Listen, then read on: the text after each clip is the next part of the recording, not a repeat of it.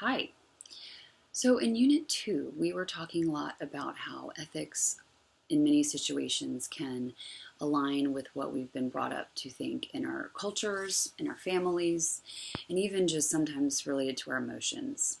And we talked a lot about how cultural relativism is not logically sustainable, because once you start to go down the road of relativism, you find yourself faced with a reality that you can no longer judge any practices as morally right or wrong.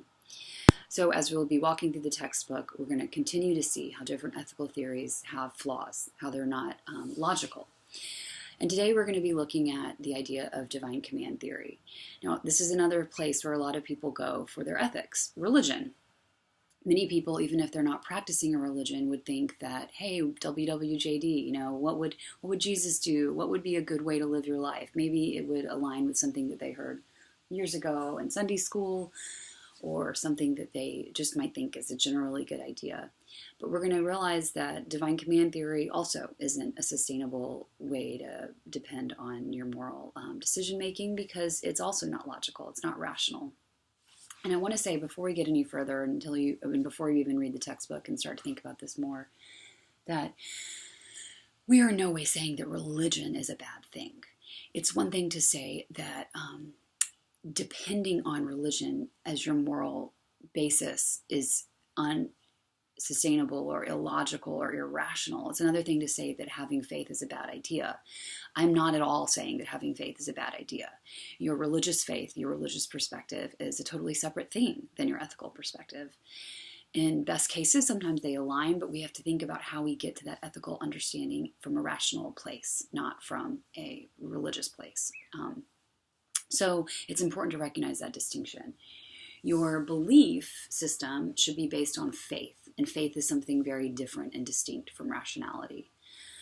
So let's think about divine command theory. How many of you maybe just think in your own heads? Obviously, we're not together, we can't discuss it, but what are some examples of ethical debates in this country that are heavily determined by religion?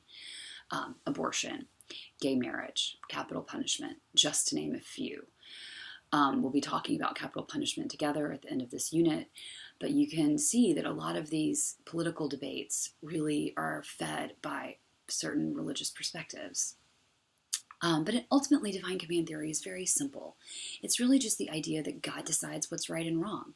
And that doesn't have to be the Judeo-Christian God as we know it. It could be any kind of God. Any kind of divine being would say this is what's right and wrong. It's right if God allows it. It's wrong if God forbids it.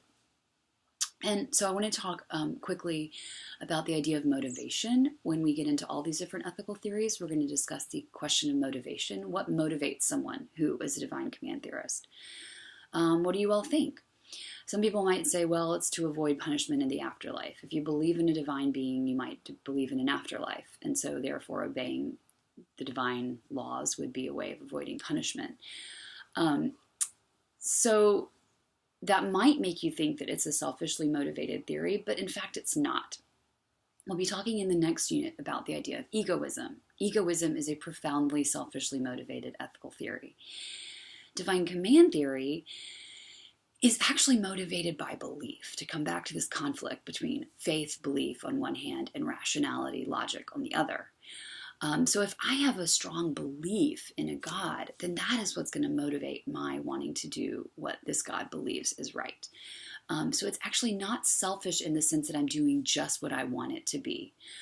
And this is one thing I think is really important to think about when you analyze divine command theory, is that many people who believe in all sorts of different religions, they might actually be looking to that religion to support what they already selfishly believe. And that's actually not divine command theory. That's actually something that would look more like egoism. Like if I want to find a religion that tells me it's okay for me to be selfish or to do a variety of different things, then I'm trying to find a religion where I can slot those beliefs into it. But in fact, really taking a religion seriously would mean taking a very hard look at what that religion expects of you and then doing those things even if it doesn't jive with what you already think you want to do. And I think this is, there's a huge conversation to be had about the difference between true religion versus how religion is portrayed in culture, or how people kind of take it, especially in this country, especially now.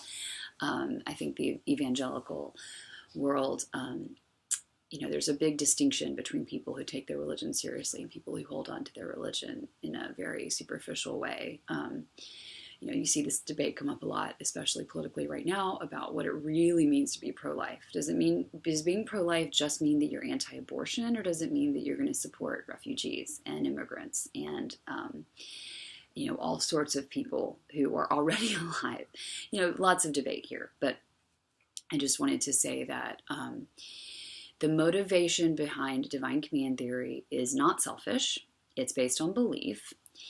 And then it's important to remember that, let me look at my notes here, that when we are really taking a hard look at a religion, it might call us to do something that we really don't want to do. So that's a good way to see that divine command theory is not selfishly motivated at its core. One quick word about natural law theory, which you will learn about. It's a related theory to divine command theory. It's the idea that whatever's natural is good.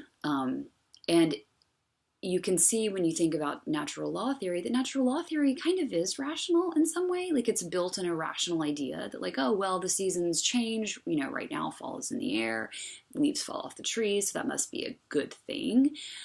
But it's an arbitrary line.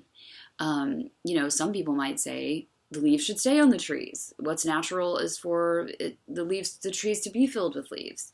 So when you're saying that natural law theory is something that makes sense, you're picking a random point to decide that this kind of natural is good. And you'll see this come up in your textbook when you look at the chapter on this.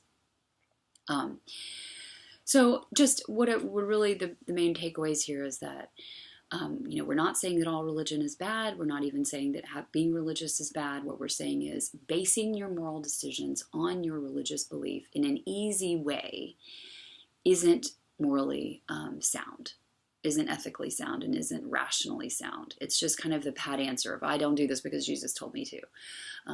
We need to be more stringent in the way that we analyze our moral decisions.